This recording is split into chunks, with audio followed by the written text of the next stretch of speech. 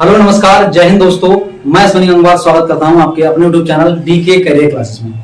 तो साथियों, आज मैं आपके लिए 5 मिनट के लिए एक वीडियो लेकर आया हूं। बहुत ही अहम मुद्दा है, बहुत ही जरूरी बात है जो आपको बतानी है, जो आपने देखी है, आपके साथ जो घटा है 2 दिनों में पिछले, उस पर मैं बात करूंगा। जैसा कि आप लोग जानते हैं, पिछले 2 दिन हम लोगों ने अभी यूपीएससी पैट का एग्जाम दिया है, जो 2022 का हुआ था 15 और 16 अक्टूबर को। तो इन 15-16 अक्टूबरों में जो 2 दिन एग्जाम हमारा चला, इसमें हम लोगों के साथ क्या क्या परेशानियां हुई, क्या क्या दिक्कतें हुई, इस सबसे सभी लोग भली भांति जानते हैं। तो जैसा आपको पता है कि 15 और 16 अक्टूबर को 2-2 शिफ्टों में अभी यूपीएससी पैट ने एग्जाम कराया, लेकिन उस एग्जाम के में आपने देखा क्या क्या हुआ हमारे साथ। हम लोगों को गवर्नमेंट ने या यूपीएससी आयोग ने 200, 400, 300 किलोमीटर दूर हमारे एग्जाम सेंटर बनाए। तो उसकी वजह से हम लोगों के लिए आने और जाने में बहुत ज्यादा दिक्कतों का सामना करना पड़ा। बहुत सारे बच्चों का एग्जाम छूट गया दूरी की वजह से। बहुत सारे साथी बहुत ज्यादा दूरी की वजह से जा नहीं पाए। तो होता क्या है ना, कभी बहुत मुश्किल से बच्चे बेचारे फॉर्म डाल पाते हैं, बच्चों के पास पैसा है या नहीं है, जा सकते हैं नहीं जा सकते हैं। और जो हमारी बहनें हैं या जो लेडीजें हैं, जिनके छोटे छोटे बच्चे हैं या जिनके घर पे कोई साथ में जाने वाला नहीं है, तो उन बच्चों के साथ बहुत ज्यादा दिक्कतें हुई।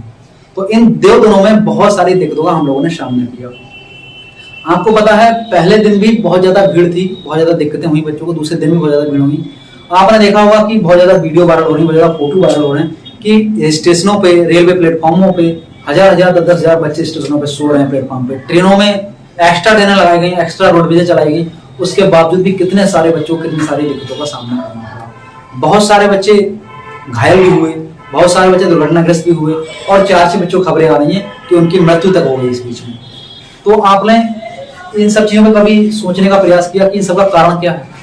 भाई, आपने देखा कि हमारी जो सरकारें हैं, उत्तर प्रदेश सरकार है हमारी, या जो हमारा आयोग है, इनकी सुरक्षा के इंतजाम और बच्चों के लिए परीक्षा के इंतजाम बहुत अच्छे नहीं है। मेरा मानना क्या है कि जैसे हमारा एग्जाम जब 4 शिफ्टों में था, अलग अलग एग्जाम था, तो या तो भैया गैप से करा देते, एक दिन में 2 एग्जाम कराने की जरूरत ही नहीं थी, या फिर एक दिन में एक ही एग्जाम कराते, ताकि आवाजाही में बच्चों को दिक्कतें कम होती, कम बच्चे जाते जब कम एग्जाम होते। या फिर शिफ्ट के हिसाब से बनाते, अलग अलग शिफ्टों में, जैसे मान लिया आज एक शिफ्ट करा ली, कल दूसरी, परसों तीसरी, चौथी, 5 में।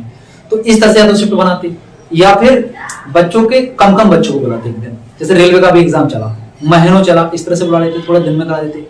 दूसरी चीज आपने देखा कि बच्चों के साथ कोई सहूलियत नहीं करती हुई। जैसे आपने देखा हमारी उत्तर प्रदेश सरकार क्या करती है, मोस्टली बात करती है जाति और धर्म की, या फिर हिंदू मुस्लिम पे बात करती है। और इस तरह से हमारे स्टूडेंटों के साथ में ये बहुत सारी दिक्कतें उन्होंने करी। आप जब बताइए, आप कावड़ चला, अभी सावन चले, तो सावन में मुख्यमंत्री साहब से लेकर प्रधानमंत्री साहब से लेकर हर जगह डीएम, एसडीएम, आईपीएस, पीसीएस सब उनकी सेवा में लग गए। कोई जल बरसा रहा है, कोई जल से पैर धुल रहा है, कोई फूल बरसा कर रहा है। वहां पे योगी ने तो कह दिया कि मेरे सरकारी हेलीकॉप्टर को ले जाइए और फूल बरसाइए, इन पे सेवाएं कीजिए, जो उपद्रव मचाए उनके साथ में उनकी तरह व्यवहार कीजिए।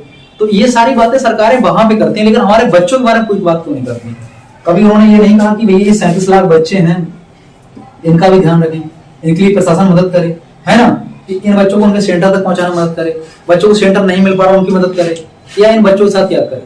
तो बच्चों के बारे में आप लोग कभी कुछ नहीं सोचते। लास्ट ईयर पैट हुआ, ठीक है, 1 साल हो गया, उस पैट को एक्सपायर भी हो गया वो पैट, है ना, क्योंकि 1 साल के लिए वैलिड है पैट का एग्जाम। और उससे वैकेंसियां कितनी आई, ये आपने रोजगार कितने लोगों को दिया? एक मात्र ढंग से परीक्षा हो पाई है, लेख पाई परीक्षा, लेकिन वो भी अधर में अटक गई। जितनी परीक्षा नहीं ज्यादा, उसमें सॉल्वर बैठे, जितनी ज्यादा वैकेंसियां नहीं। ऐसा ही अभी पैट का सेंटर जब 200 किलोमीटर आपने डाल दिया, उसके बाद भी सॉल्वर कैसे पकड़े जा रहे हैं, उसके बाद सॉल्वर बैठ कैसे रहे, बताइए आप। तो इसका मतलब कहीं ना कहीं सरकारों की गलतियां हैं, कहीं ना कहीं आयोग की गलतियां हैं, कहीं ना कहीं सुरक्षा में कमजोरी है, कहीं ना कहीं प्रशासन निकम्मा है हमारा, ऐसे मैं कह सकता हूँ। ठीक है, तो बच्चों के साथ कितनी दिक्कतें हुई, उन बच्चों से पूछिए जो बच्चों का एग्जाम छूट गया, तैयारी करी बेचारों ने 6-6 महीने, उनका एग्जाम छूट गया। इसके अलावा बहुत सारे जो बच्चे घायल हुए हैं, कुछ बच्चों की दम घुटने से मृत्यु तक हो गई ट्रेनों में, कुछ बच्चे ट्रेनों से कट के मर तक गए हैं, है ना। बहुत सारी ऐसी न्यूज़ें आ रही हैं। और आपने देखा होगा ना, कानपुर स्टेशन का माहौल, हमारा मुरादाबाद का माहौल, बरेली का माहौल, प्रयागराज का माहौल, लखनऊ स्टेशन का माहौल, कितना ज्यादा बच्चा वहां परेशान था, है। मैं कल खुद मुरादाबाद गया था एग्जाम देने, बच्चों को दिलवाने, तो वहां पे मैंने देखा इतनी बुरी हालत थी कि मैं क्या कहूँ आपसे। आप सब लोग भली भांति जानते हैं कितनी दिक्कतें आप लोगों ने सामना करा है, कितनी परेशानी आप लोग को हुई है। और बाकी रही बात एग्जाम की, एग्जाम कैसा हुआ कैसा नहीं हुआ, ये तो सब आप लोगों को पता है आपका एग्जाम कैसा हुआ। एग्जाम में भी कुछ एक क्वेश्चन ऐसे भी डाले गए हैं जिनका एग्जाम में कोई आंसर ही क्लियर नहीं हो रहा है। अब उसमें आयोग कुछ आंसर मानेगा, बच्चे कुछ आंसर मान रहे हैं, कोचिंग संस्थान वाले जो अलग अलग यूट्यूबर हैं वो अलग अलग आंसर मान रहे हैं, तो उसमें भी बड़ी दिक्कतें होने वाली हैं आपकी। अभी आंसर कीट आएगी, उसके बाद रिजल्ट आएगा, उसमें भी 2-4 महीने लग जाएंगे रिजल्ट क्लियर होने में। तब तक कि साहब बच्चे के 4 महीने निकल गए, वैकेंसी आएगी नहीं और बच्चों को ऐसे ही बेवकूफ बनाया हुआ है। यार अब बात बताइए, 37 लाख बच्चा बैठा, 185 रुपए आपने फीस कटवाई, कितने करोड़ रुपए का आपके पास पैसा आ गया, ठीक है। इसके अलावा रोडवेज आपने अलग से लगवाई, ट्रेनें चलवाई, तो आपका सरकार का सिर्फ देखो मेन उद्देश्य रहता है कमाई करवाने का। सरकार का सिर्फ एक ही उद्देश्य है कि हमारे पास ज्यादा से ज्यादा पैसा आए, हमारा बजट बढ़े, बच्चे चाहे भाड़ में जाए, नौकरी लगे ना लगे। आप लोग बताइए, लास्ट में 17-18 लाख बच्चा बढ़ा, कितने बच्चों को रोजगार मिल गया पैट से बताइए? शायद ही 10-20 हजार को मिल गया हो, अभी तो फिलहाल मिला नहीं है कि नहीं। अब इस बार 37 लाख बच्चे ने एनरोल किया था, उसमें करीब 25-26 लाख बच्चों ने तो एग्जाम दिया ही होगा, कितने भी कम ने दिया होगा 25-30 लाख ने, तो इसमें से भी देख लेंगे एक साल में कितने लोगों को ये रोजगार दे पाएंगे। तो भैया सारे दोस्त बच्चों के साथ इतनी परेशानियां क्यों कर रहे हैं आप? पूरा एजुकेशन सिस्टम, पूरा सारे आयोग सारे के सारे भ्रष्ट कर दिए, सारे खत्म कर दिए, बिल्कुल बेकारी कर दिए। रोजगार की तो मैं बात ही क्या करूं। तो भैया योगी जी हुए हमारे, चाहे हमारे वित्त पॉलिसी आयोग हुआ, आप लोगों से रिक्वेस्ट है कि जल्दी से जल्द इसका भैया रिजल्ट निकाल देना सही सलामत। बाकी बच्चों के साथ आपने जो किया बहुत अच्छा किया, आपके लिए थैंक यू बोल रहा हूँ मैं। बस बच्चों का सही से रिजल्ट दे देना सही सलामत, और बच्चों के लिए अब आपने पैट करा लिया, इतनी सारी मुश्किलों की हम लोगों ने सामना कर लिया, इतनी दिक्कतें हम लोगों ने झेली ली हैं, तो बस जल्दी से जल्दी भैया आप ज़्यादा से ज़्यादा वैकेंसी निकाल देना।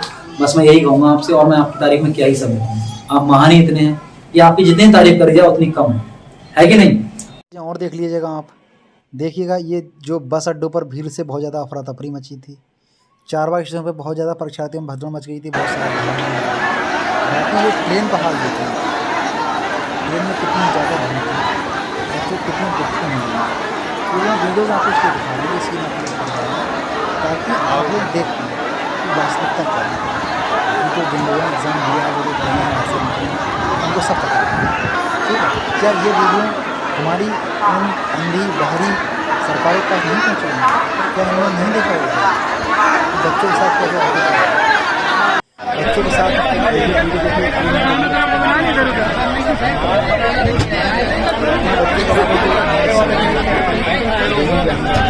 उनके लिए कितनी परेशानियों का सामना करना पड़ेगा, बहुत सारी क्या ही कहें, कितना दिक्कत से पैर रखने तक की जगह नहीं है, बैठना तो बहुत दूर की बात है, पैर रखने तक की जगह नहीं है बिल्कुल भी। देख पा रहे हैं ना आप लोग, देखिएगा ये ट्रेन का सीन देखिएगा। और मैं क्या बताऊं आपके लिए, भगवान ना करे कि दोबारा हमें ऐसी भीड़ को देखना पड़े। इसलिए मैं भैया रिक्वेस्ट कर रहा हूं सरकार से कि नेक्स्ट टाइम पहली बात तो आपको एग्ज़ाम कराएं तो उसकी व्यवस्थाएं ठीक से करें, ताकि बच्चों को बहुत सारी दिक्कतों का सामना ना करना पड़े, ठीक है। और एग्ज़ाम सेंटर इतने दूर ना बनाएं, बच्चों का सेंटर आप अगर उनके होम डिस्ट्रिक्ट में नहीं बनाते तो उनके आसपास बनाएं। तो साथियों वीडियो को ज़्यादा से ज़्यादा लाइक करें, शेयर करें एंड चैनल सब्सक्राइब करें।